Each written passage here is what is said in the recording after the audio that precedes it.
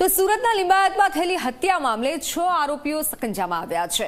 24 વર્ષીય યુવકની હત્યાને અંજામ અપાયો છે। 5 વર્ષ પહેલા થયેલી હત્યાની અદાવતમાં એટલે કે જૂની અદાવતમાં હત્યાને અંજામ અપાયો છે। મૃતક અને આરોપી વચ્ચે જેલમાં માથાકૂટ થઈ હતી। પોલીસે 6 આરોપીઓની ધરપકડ કરી કડક કાર્યવાહી કરી છે। લિંબાયતમાં હત્યાનો જે મામલો છે, 6 આરોપીની હાલ તો ધરપકડ કરી લેવાઈ છે અને જૂની અદાવતમાં આ હત્યા કરાઈ હોય તેવું હાલ સામે આવ્યું છે। જયેશ પટેલ છે એ અગાઉ મર્ડરના ગુનામાં આરોપી રહી ચૂક્યા છે।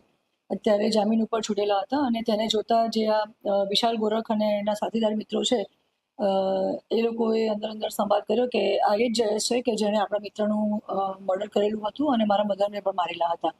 એ વખતે ત્યાં ઊભા રહી અને બોલાચાલી થતા આ ઉગ્ર બોલાચાલી થઈ અને જ્યારે ઉગ્ર બોલાચાલીમાં વિશાલ ગોરખ જે છે એણે પોતાની પાસે રહેલું ચપ્પુ આજે મરણ જનાર જયેશ પટેલને મારી દેતા છાતીના ભાગે ઈજા થયેલ હતી।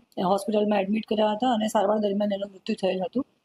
જે સંદર્ભે લિંબાયત પોલીસ સ્ટેશનમાં મર્ડરનો ગુનો દાખલ થયેલો છે અને અમારી 5 આરોપીઓને અમે એરેસ્ટ કરેલા છે।